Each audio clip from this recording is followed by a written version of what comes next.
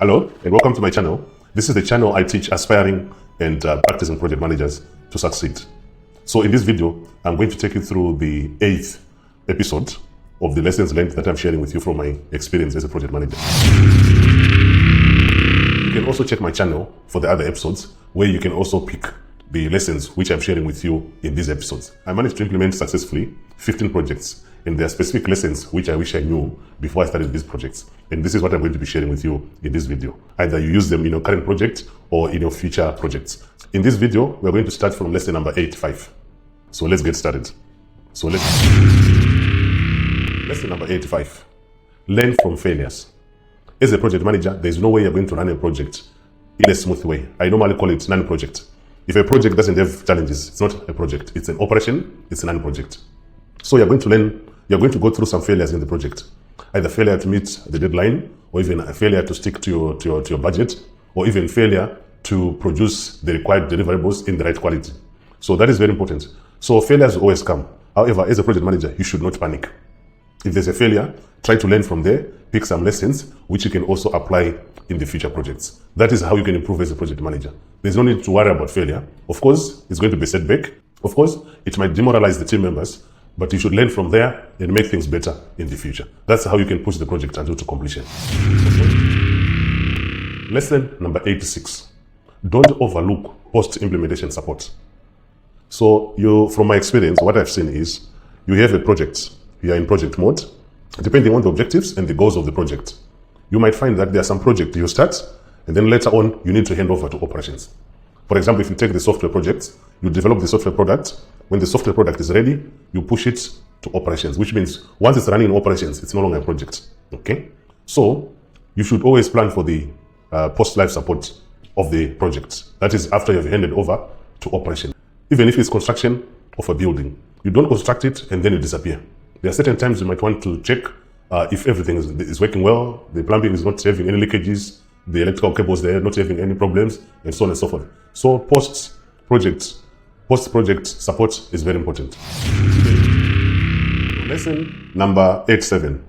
Always make sure that you document the lessons that you have picked from the previous project phases or the previous projects so that you're able to apply it in the future projects. This is how, as an organization, if you're working as an organization, you're not working like a freelance consultant, this is how you make the projects or the projects in the organization better. Document the current lessons, pass them to the next projects to be better. That is very important as a project manager. If you enjoyed this video so far, if you are new to the channel, don't forget to click the like button and the subscribe button so that you are the first person to be notified each time a new video is uploaded on this channel. Lesson number 88. As a project manager, you should always conduct regular reviews. Regular reviews, they have an advantage that you get to pick any challenges that you can resolve. You also get to pick any lessons that you can pick from the previous phase, previous stage, or previous activities to make the project better or to be able to deliver the project successfully. So always have these regular reviews. From my experience, I normally use it a week. Every week, I meet with my team leaders to make sure that at least we focus and analyze the current activities, the strategies, and the approaches if they are working. If they're not working, instantly we make adjustments. If they're working, we try to consolidate and make sure that we use it for the success of the project. So it is very important that as a project manager, you should always have regular reviews at any levels of the project structure. Remember, we have project board, a project director, then a project manager, we have team leads, and then we have a project team. So using any of the structures of the project, you can actually be doing any reviews just to get to appreciate and understand how the project is going in terms of meeting its objectives and goals, which are very important. Lesson number 89. You should always reflect on the successes and failures of the project or the activities in the project. This is very important. I've seen most project managers, they make a mistake of actually focusing more on the failures and also not focusing more on the successes. Focusing more on the successes is very important. Focusing more on the successes and failures also brings up very good experience and points. If it's success, you know what to do right, either in the current project or in the current phase or the next project or next phase, and also you know how to do it right.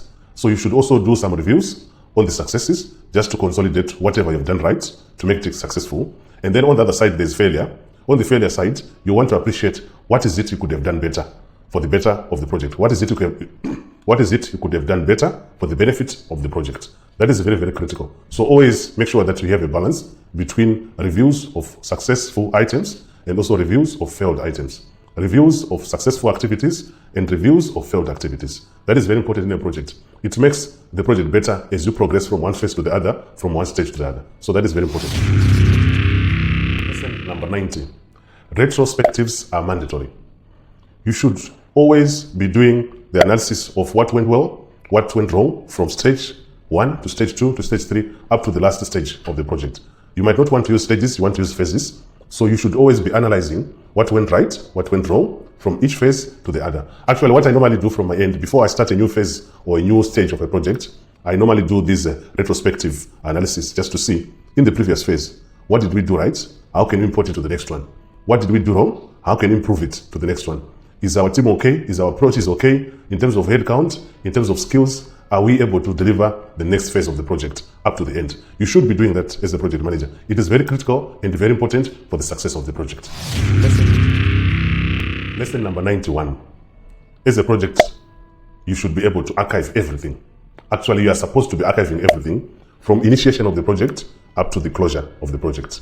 You can archive documents like decision points throughout the project. You can also archive the minutes that were also done. And if there's any reports that you think they might be required for future reference, either from audit or compliance departments, you should make sure they're also archived.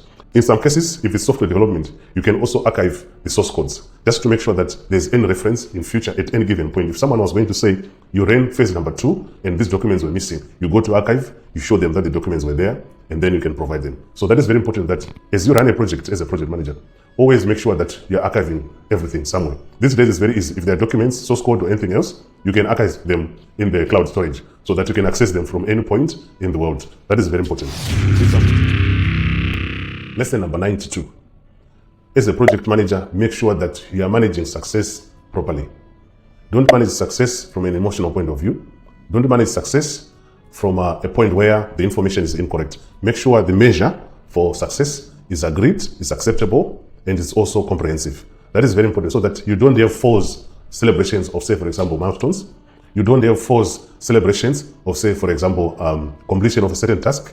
You don't have false celebration of moving from one phase to the other. So make sure the KPIs, which are the key performance indicators of the project and the milestones, they are measured properly before you make any celebrations, or before you can conclude that it was a success. It could be success from a phase point of view, it could be success from the complete project point of view, but it has to be measured clearly. It must be comprehensive. And you can also make sure that the user satisfaction is also part of that criteria to measure success of a deliverable, of a phase, or even the complete project. That is very important as a project manager.